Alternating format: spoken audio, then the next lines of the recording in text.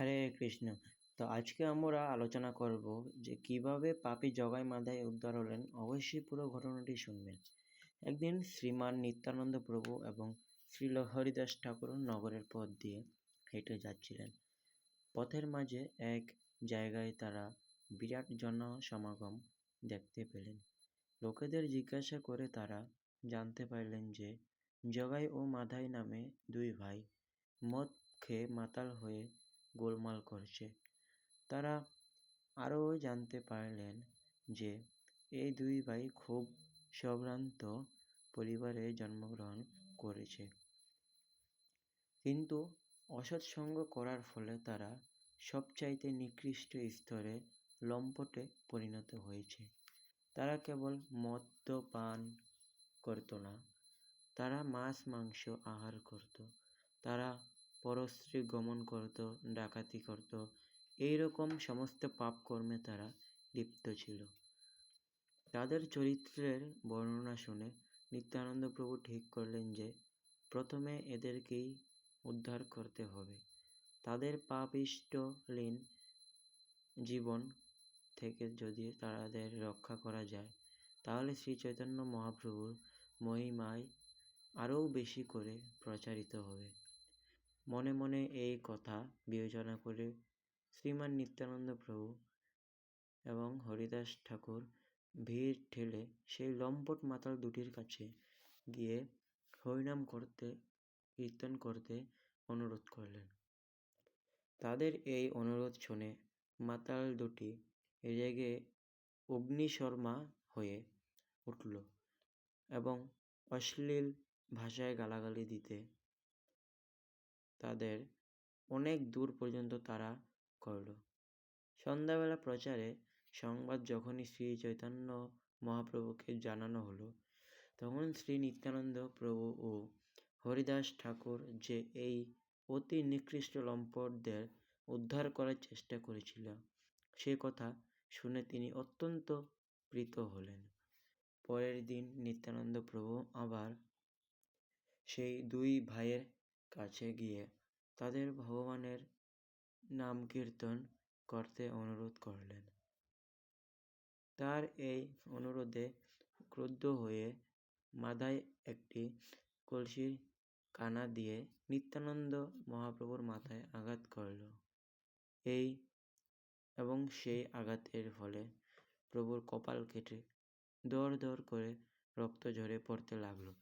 কিন্তু নিত্যানন্দ প্রভু এতই করুণাময় ছিলেন যে এই কাজের জন্য কোনো রকম প্রতিবাদ না করে তিনি বললেন, তুমি যে আমাকে কলসির কানা ছুঁড়ে মেরেছ, তো তাতে আমি কিছু মনে করিনি, কিন্তু আমার একমাত্র অনুরোধ যে তুমি পরমেশ্বর ভগবান শ্রীহরির নাম কীর্তন করো।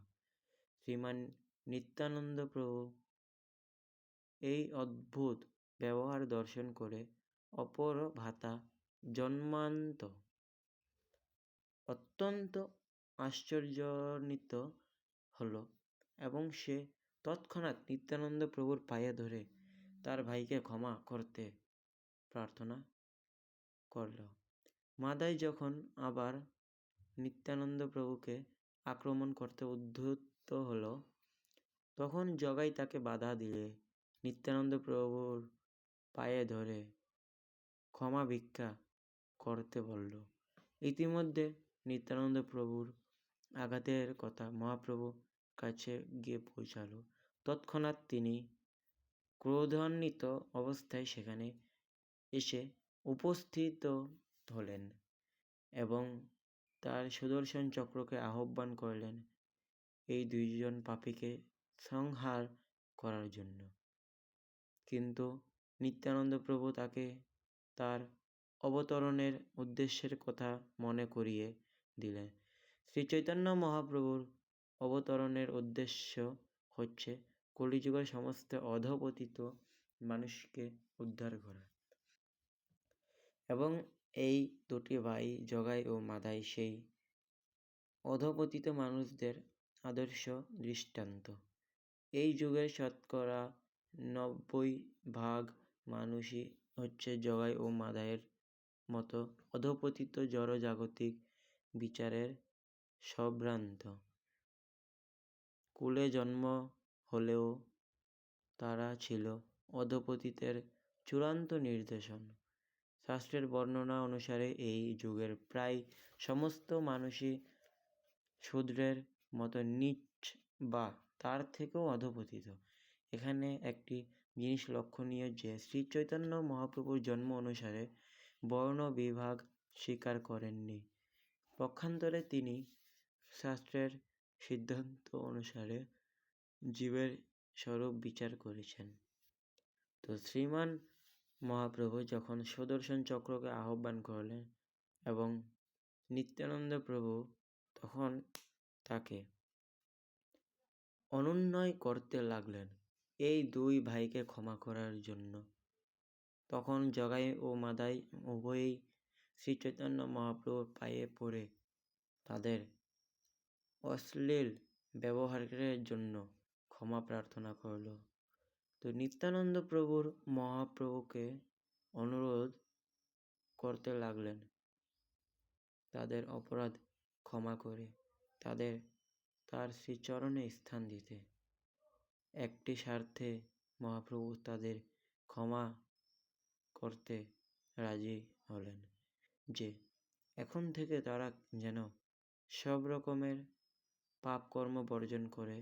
জগাই এবং মাদাই উভয়েই সমস্ত প্রকার পাপকর্ম বর্জন করতে স্বীকার করল এবং পরম দয়াল ভগবান তাদের শ্রীচরণে স্থান দিলেন। এইভাবে মহাপাপী জগাই ও মাদাই শ্রী চৈতন্য মহাপ্রভু এবং নিত্যানন্দ মহাপ্রভুর কৃপায় উদ্ধার লাভ করলেন।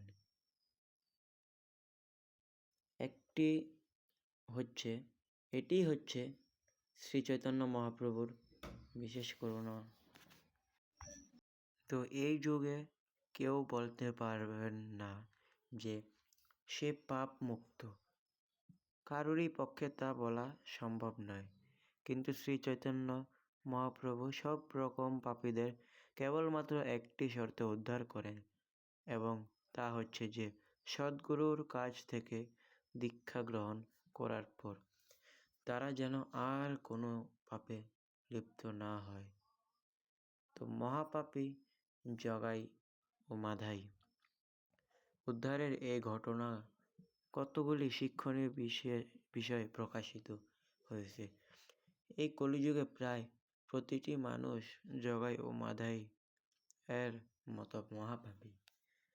তারা যদি তাদের পাপকর্মের ফল থেকে মুক্তি হতে চায় তাহলে তাদের অবশ্যই শ্রী চৈতন্য মহাপ্রভুর চরণাশ্রয় গ্রহণ করতে হবে এবং দীক্ষা গ্রহণের পর শাস্ত্রে যে সমস্ত কর্ম নিষেধ করা হয়েছে সে সমস্ত কর্ম থেকে বিরত থাকতে হবে। শ্রীল রূপ গোস্বামীকে শিক্ষা দেওয়ার সময় শ্রীমন মহাপ্রভু নিষেধ আচার সম্বন্ধে বিশেষভাবে বর্ণনা করেছেন। আমাদেরই এই গল্পটা এই পর্যন্তই। যদি আপনাদের ভালো লাগে তাহলে অবশ্যই কমেন্টে জয় গৌরাঙ্গ মহাপ্রভুকে জয় লিখে যাবেন এবং লাইক করে চ্যানেলটিকে সাবস্ক্রাইব করে যাবেন যাতে পরবর্তী ভিডিওটা আপনার কাছে পৌঁছে যায়। হরে কৃষ্ণ। তো সবাই ভালো থাকবেন। জয় গৌরাঙ্গ মহাপ্রভু কি জয়। হরে কৃষ্ণ।